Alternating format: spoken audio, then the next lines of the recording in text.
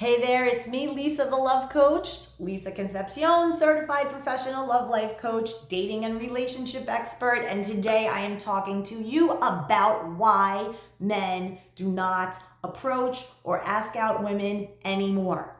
This is incredible information, people. I am going to share this with you. I took kind of a poll, if you will, off my TikTok, and you can find that at Lisa the Love Coach on TikTok.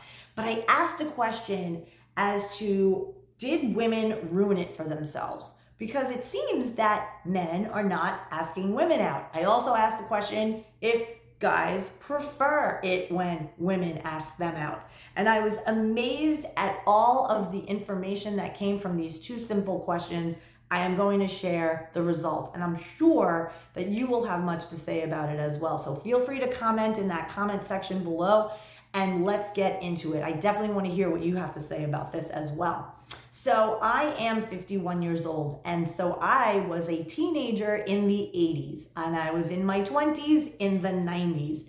Very different time where I could just be walking down the street or walking in the mall, and men, guys at that time, because I was a teenager in my 20s, would approach. They would make eye contact. I would smile at them if I thought they were cute. And then we'd look at each other and they would follow me to, try to talk to me and say hi. There was never this fear that this person was a creeper, that they were going to rape me and murder me and leave my body in a ditch. It was simply behaving as a participant in society. And now, and I believe it's because of cell phones, it's because of social media, and it's also because of social engineering, where the biggest lie that women have been brainwashed to believe is that men wish them harm, and that men don't want to protect them, don't look at women like these beautiful feminine creatures of the planet who need their protection. There is this myth that has been sold for probably the past 30 years, maybe more, that has convinced a younger generation of women especially that men are pure evil and they're out to get them in every aspect of life. This is false. The other thing to remember too is there was a time where people weren't like this, looking down at their phones, being more interested in what was in this little device than what was going on in the world around them. And because of this, we are not making eye contact with people anymore. We are in our own little individual bubbles, being programmed through what it is we are seeing in our feeds. This has impacted dating, impacted relationships, impacted friendships. There are so many adults who come to me for dating and relationship advice. And the one thing that they almost always say to me is, I have such a hard time making friends. It's really hard. All of my friends are Facebook friends or Instagram people. They're not actual core friends. And even within my core friends, a lot of them tell me there's drama. They don't really know how to talk to one another anymore. It's a much more superficial type of relationship where you don't really know the ins and outs and intricacies. I remember with my friendships in my 20s, I knew my friends. I knew their sisters and brothers' names. I knew their parents' names. I met all their family. It's a very different type of culture now. And what we're seeing is a lot of women feeling and believing falsely that just because a man gives them a compliment, that he's a creeper.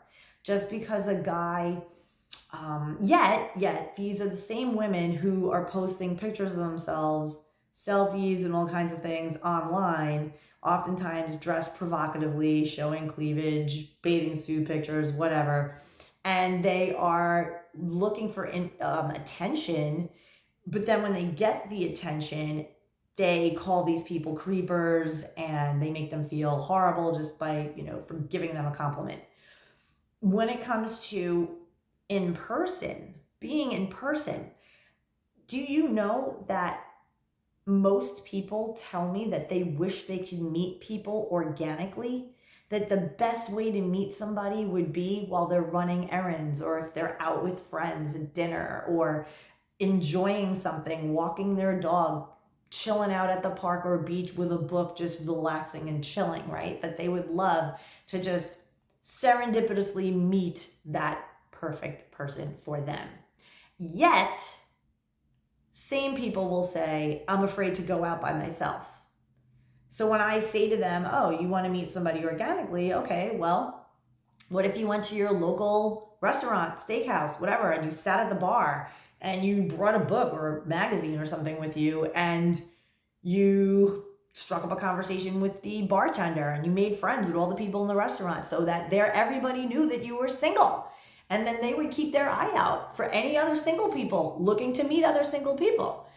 But if you don't want to do that because you're too afraid to be social, how can that organic meeting happen?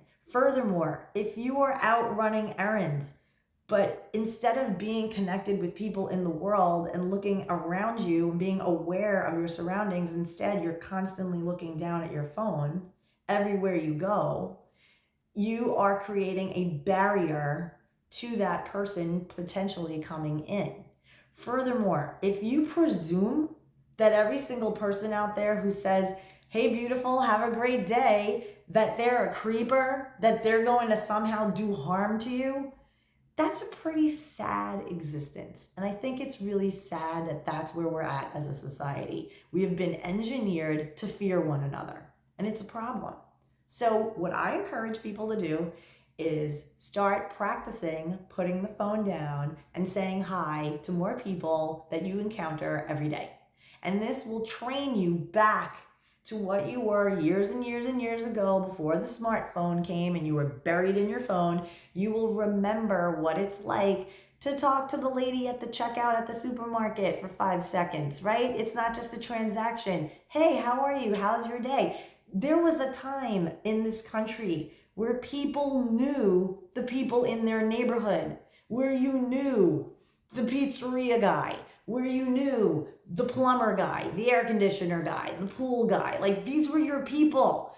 And you would run your errands and you'd see the same people all the time. You'd be like, like when I was a kid, I remember my mother, she'd go to the butcher, right? So there was this guy, his name was Vinny, and it was Vinny the butcher. Okay, Lisa, we're going to go to the butcher, and then we're going to go to the supermarket. And like, I saw the same faces.